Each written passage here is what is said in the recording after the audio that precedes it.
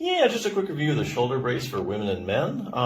When looking for a shoulder brace, there's just a lot of options out there, a lot of different braces on Amazon and on the internet. So I'm just going to point out some of the features I like about this particular one. The first thing I like, it does have breathable holes in it here so that it can ventilate a little bit.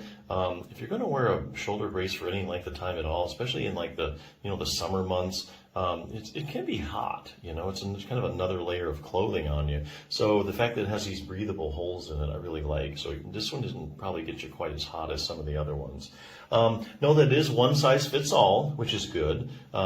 Sometimes if you give customers too many choices, it's just confusing. It's like trying to figure out the right size, right, left, small, medium, large, measure this, measure that. This is just kind of simplifies everything. It's just one size fits all, which is good. The other thing is it is machine washable, which is really important. Not every brace that you see is machine washable. And if you do wear the thing a lot, especially if you're like playing a sport or something, or you're doing a lot of outdoor work, it's bound to get dirty or sweaty. So it's a really important feature that you can wash this thing.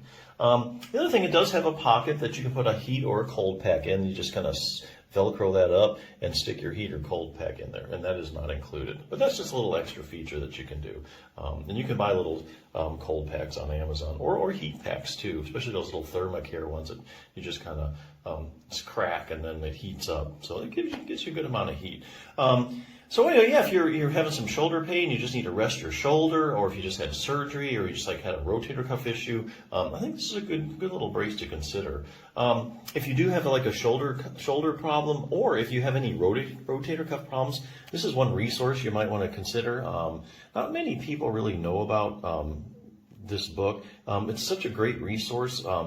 Even if you don't have a rotator cuff problem, you at least need to be strengthening your rotator cuff. If you have any kind of shoulder problem, maybe not so much frozen shoulder, but if you have like a tendonitis or a bursitis or shoulder arthritis, you definitely have to have a good rotator cuff strength. And I'll tell you why. The shoulder is a very shallow ball and socket joint, and it depends heavily on the muscles to support it. And that's not like the hip, where there's actually, a deep ball and socket joint. It doesn't depend that much on the muscles per se, because it's just that the ball is so deep in the socket. Shoulder's a little different. You hear about people dislocating their shoulders all the time, but not so much the hip. Usually hip happens when you get in some kind of like a car accident or something. You're doing something you're really not supposed to be doing. You don't hear about it that often, but yeah. So here's the deal. If you have a strong rotator cuff, you're going to keep the ball firmly in the socket, and you're not going to get any extra motion. Now, if you have a really weak rotator cuff, you're going to get a little extra motion in that ball and socket joint, and that's going to irritate things. So any condition you have, like a tendonitis, a bursitis, like I say, shoulder arthritis, extra motion there just aggravates things, and it really makes everything a lot harder to heal. So if you have any kind of shoulder problem, step one, get a strong rotator cuff. Get that ball and socket joint as stable as you can. And if you have a rotator cuff problem, this book will probably answer about any question that you ever had about the rotator cuff. Real briefly, it goes over some anatomy, like a lot of books do. Talks about the rotator cuff. There's a lot of pictures. If you're a visual learner, you'll really like it. That's a great question and answer section. What are the symptoms of a rotator cuff tear? Are there any arm maneuvers that might indicate I have a tear? What imaging tests are used? Where exactly does it tear at? Are there different kinds of rotator cuff tears? Here's a good one. I have a rotator cuff tear and I'm in a lot of pain. I need surgery, right? Well, you would think that, you have a rotator cuff tear that there's just no way around that, you have to have tear, but not really. Now, let me answer that question here. Basically, this book answers its questions by using studies, and each one of these squares is a study in layman's terms, so you can actually understand it. So they answer that question by taking studies. They look at studies where, say, you have 100 people with a rotator cuff tear, and researchers measure the size of the tear, and then they run a pain scale, like a visual analog scale, and they find out how bad these people are hurting. So you have like 100 people, you know how big the tear is, and you know how bad they're hurting. Now, you would think there's a perfect correlation between the size of the tear and the pain level. In other words, we find that the people with the bigger tears are the ones hurting the most. Well, that's actually not what they find at all. There's actually people walking around with big old rotator cuff tears that don't have any pain at all. So the asymptomatic rotator cuff tear is a real thing. It's been duplicated in many studies. So here's the application to the question. You have shoulder pain, you end up at the doctor's office, eventually get around having an MRI, and you find, oh, you have a torn rotator cuff. So you're thinking, oh, there's my problem. I have a torn rotator cuff. I need to get it fixed so I won't have pain anymore. Well, you could really have an asymptomatic rotator cuff tear.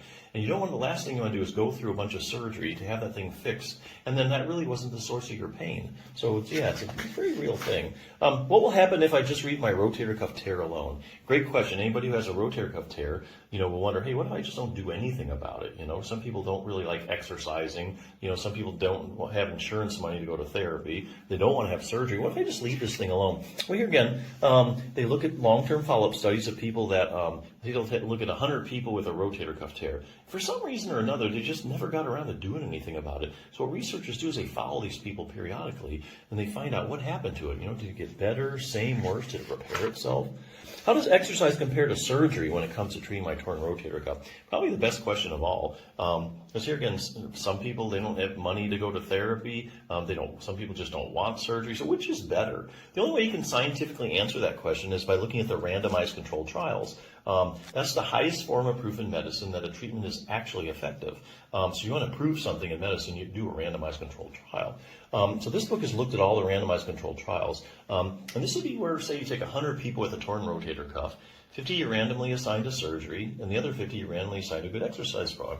Then you follow them over time, and you see who does better. So let's say 2 years from now, who did better? The group that had their rotator cuff repaired surgically, or the people that did a good exercise program?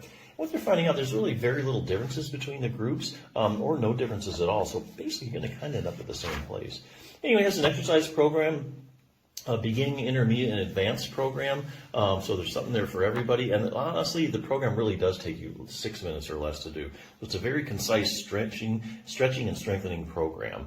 So if you're looking for a resource for that, that's one of the better ones out there. If you're looking for a brace just to kind of immobilize things, let things settle down, or you just had surgery, you need a little more extra support, it's a good little brace, so check it out.